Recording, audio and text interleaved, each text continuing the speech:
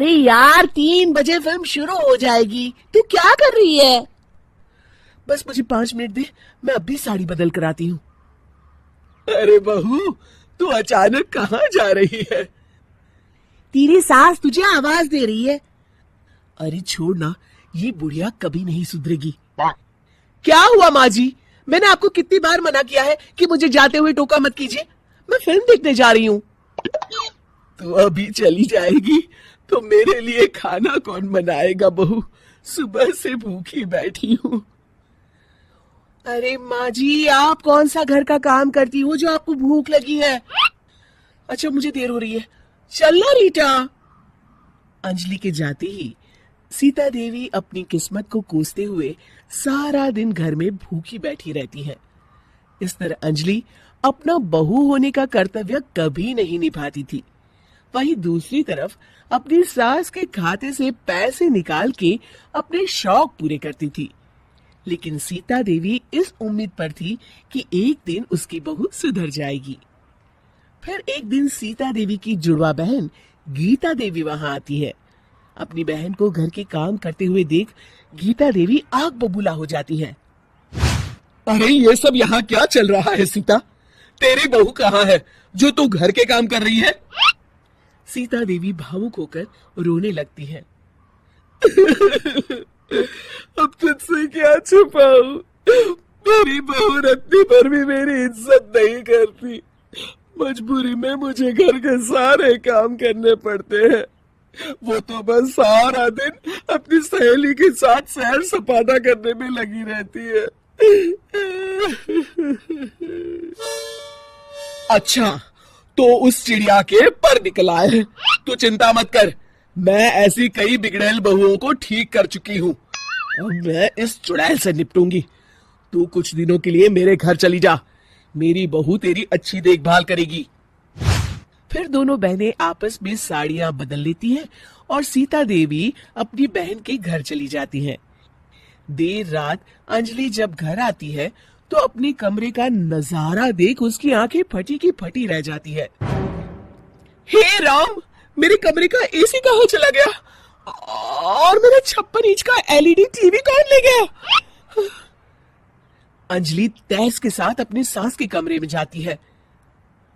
तभी वो देखती है कि उसके कमरे का एसी और टीवी उसकी सास के कमरे में लगा है और गीता देवी आराम से एसी की हवा खाते हुए सास बहू सीरियल का मजा ले रही है।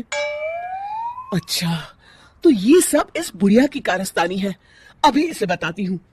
ये सब क्या है माँ जी? आपकी हिम्मत कैसे हुई मेरे सामान को हाथ लगाने की? क्यों बहू, ये सारा सामान तूने तेरे पिताजी के पैसों से खरीदा है क्या? है? लगता है तू भूल गई कि ये सारा सामान मेरे पैसों से आया है, इसलिए मैं अपनी सारी चीजें अपने कमरे में उठा लाई। तुझे कोई एतराज है?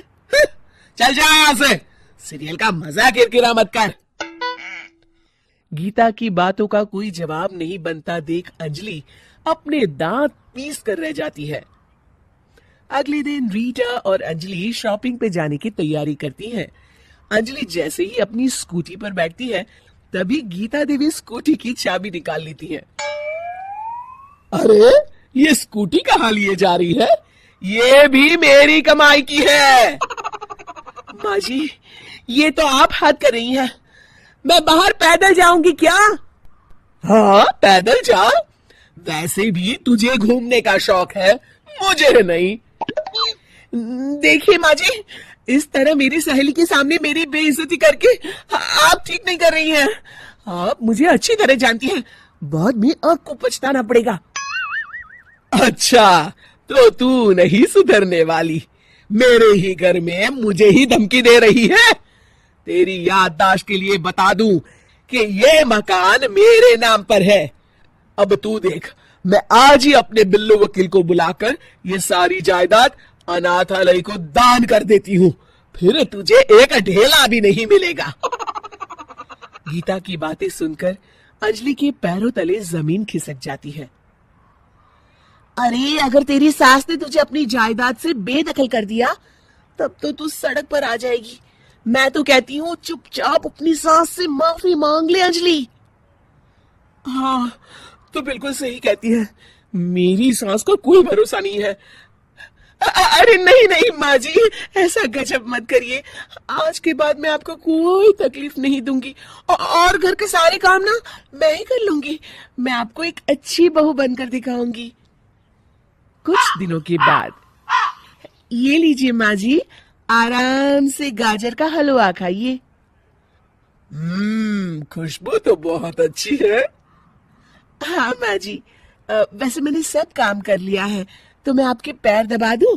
आप आराम से हलवा खाइए। इस तरह गीता देवी अंजलि को सही रास्ते पर ले आती है और सीता देवी वापस अपने घर में आकर रहने लगती है।